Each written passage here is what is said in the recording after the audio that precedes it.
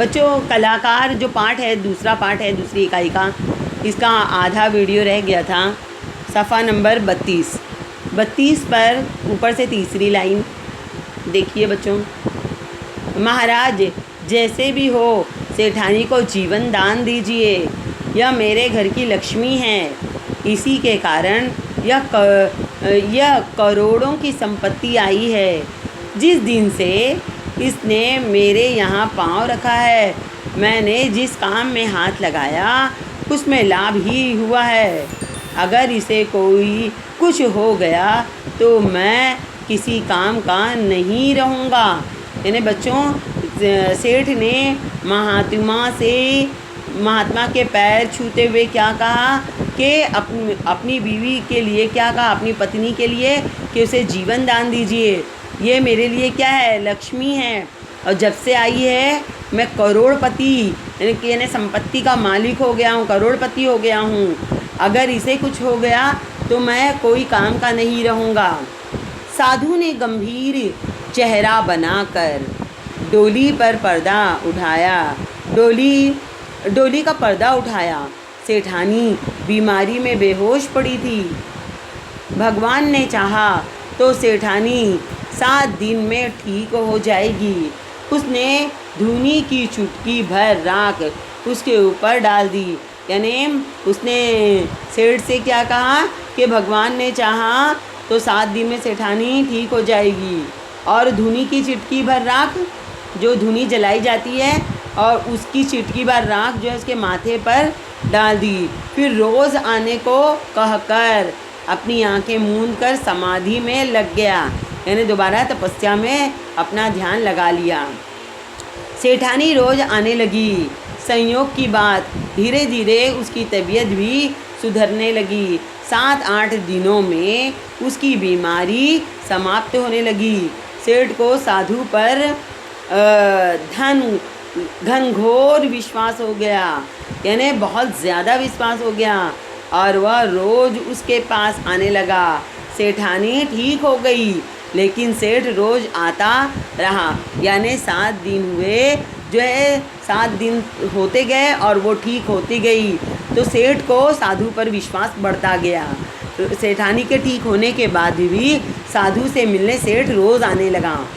साधु उसे रोज़ उपदेश दिया करता, यह संसार माया है। यानी रोज़ उसको नसीहत करता कि ये संसार क्या है, एक माया जाल है, फंसाने वाला।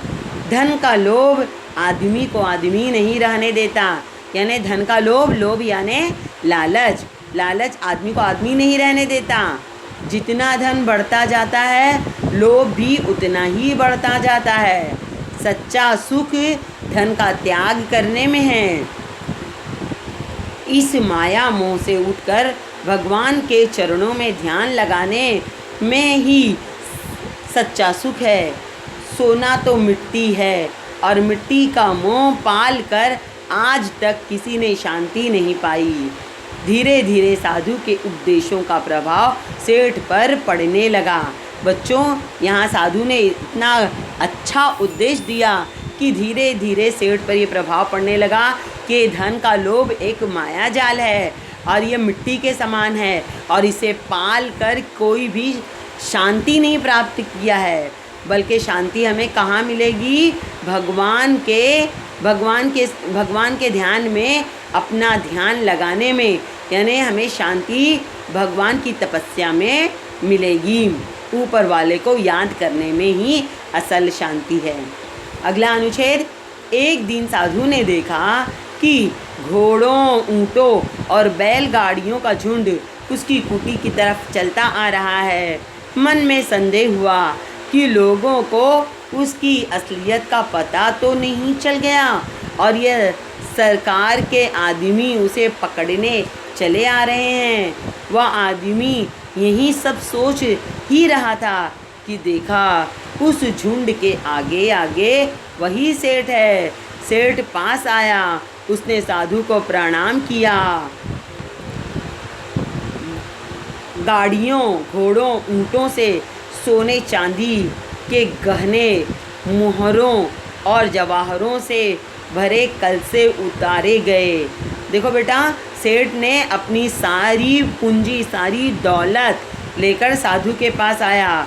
पहले तो साधु ने भीड़ देखकर सोचा कि कहीं उसकी असलियत का पता तो लोगों को नहीं चल गया, उसे पकड़ने तो नहीं आई है सरकार। लेकिन ऐसा नहीं था, बल्कि सेठ ने अपने साथ में गहनों, मोहरों यानी मूल्यवान यानी कीमती रतन, और जवाहरों यानी मूल्यवान धातु के जो है जवाहरों यानी कीमती रतन, और मोहरे यानी मूल्यवान धातु के सिक्के से भरे कलसे उतारे गए। कलसे यानी मटके उतारे गए। देखते देखते कुटी के समान ढेर लग गया। सेठ ने साधु के चरण पकड़कर कहा, महाराज, आपके उपदेशों से मुझे सच्चा ज्ञान प्राप्त हो गया है। यानी आप जो उद्देश्य हमें उपदेश देते रहे तो उससे मुझे सच्चा ज्ञान मिला है, और इस संसार से मेरा मन फिर गया है। ये संसार से मेरा मन अब उठ गया है। झूठ कपट से मैंने जो धन कमाया है वह सब मैं आपके चरणों में रख रहा हूँ। इसका जो भी आप चाहें करें, गरीबों में बांट दें या मंदिर बनवा दें, मुझे अपना शिष्य बना लें। यानी मुझे अपना शिष्य बना लें। अब मैं जो है इस माया जाल, ये संसार में नहीं फंसने वाला। यह धन वगैरह आप रख लें, आप जो चाहें उसे करें। सेठ इतना जो है अपने आप को समर्पित कर दिया इस साधु के आगे। गंभीर होकर साधु ने उत्तर दिया, जिस धन को मैं तुझे त्यागने का उपदेश देता रहा हूँ, तू उसकी माया में मुझे क्यों फंसाता है। गंभीर होकर यानी संजीदगी से क्या साधु कहता है कि जिस धन के बारे में मैं तुझे त्यागने यानी छोड़ने का उपदेश देता रहा हूँ और तू उसे मेरे पास ले आया, तुझे मुझे उसी में फंसाएगा। जो तेरे लिए मिट्टी है वह मेरे लिए मिट्टी तो और पहले है। यानी जो तेरे लिए धन मिट्टी है तो मेरे लिए तो ये और पहले है, क्योंकि मैं तो साधु हूँ ना, मैं इसमें हाथ नहीं लगा सकता। और सचमुच उसने धन नहीं लिया, समझा बुझा कर सेठ को लौटा दिया। महात्मा की इस महानता से सेठ की आंखों में आंसू आ गए। यानी साधु ने सारा धन लौटा दिया, और यह देखकर जो है सेठ की आंखों में आंसू आ गए कि कितना महान साधु है ये। इसके बाद में अब आखिरी सफ़ा 33 पर देखिए बच्चों। अगले दिन जब सेठ आया तो उसने देखा कि साधु का कहीं पता नहीं है। इधर उधर खोजा, कहीं भी कोई नहीं था। इतने में ही किसी ने आकर उसके चरण पकड़ लिए। सेठ, मेरा इनाम दें। कैसा इनाम? तू कौन है? सेठ ने आश्चर्य ने बच्चों ताज्जुब से उस व्यक्ति को देखकर पूछा। कसूर माफ़ करना सेठ जी, मैं वही कल वाला महात्मा हूँ। मैं साधु वाधु नहीं हूँ, आपका सेवक बहरूपिया हूँ।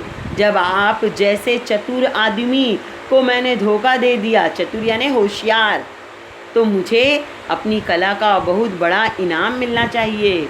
अपराधी भाव से बहरूपिया सिर झुकाए खड़ा था। सेठ आश्चर्य के मारे आसमान से गिरा। सेठ को ताज्जुब हुआ, आश्चर्य हुआ, फिर संभल कर बोला, इनाम तो मैं तुझे दूंगा, सचमुच तूने अपने काम में कमाल कर दिया। लेकिन एक बात बता, कल जब मैं अपनी सारी संपत्ति यानी बच्चों दौलत तेरे पास ले आया था तो तूने उसे क्यों नहीं स्वीकार किया, अपनाया। अगर तू उसे ले लेता तो आज तू सेठ होता, तुझे इस तरह इनाम मांगने की ज़रूरत नहीं रहती। बहरूपिया नर्मता से बोला, नर्मता यानी नर्म लहजे से बोला, सेठ जी, यह बात मेरे मन में भी आई थी। इस समय सारी संपत्ति लेकर आज मैं कहीं का कहीं जा सकता था। फिर मेरे मन ने कहा कि यह गलत है। मैं संसार त्यागी महात्मा का रूप धारण किए हुए हूँ। अगर ऐसा काम करूँगा तो रूप में खोट आ जाएगी। रूप को सच्चा रखने के लिए यही उचित है कि मैं इस संपत्ति को त्याग दूँ। सो सच्चे महात्मा की तरह मैंने उसे त्याग दिया। तो लगा कि अब मेरा काम पूरा हो गया। अब आप जो इनाम मुझे देंगे खुशी से ले लूँगा। और मेरी सेठानी की बीमारी? सेठ ने पूछा। उसमें भी मेरा कुछ नहीं है, वह तो आपका और सेठानी का विश्वास और संयोग था। संयोग यानी बच्चों साथ। सेठ की समझ में सचमुच नहीं आ रहा था कि कैसा यह बहरूपिया है जो करोड़ों की संपत्ति छोड़कर 2-4 अशरफियों के इनाम पर इतना प्रसन्न और संतुष्ट है। प्रसन्न यानी खुश, संतुष्ट यानी इत्मीनान। बच्चों यहाँ पर बहरूपिया ने इसलिए धन नहीं लिया क्योंकि वो बहरूपिया था ना, वो साधु जो बना था, तो साधु इस पेशे से वो बेईमानी नहीं करना चाहता था।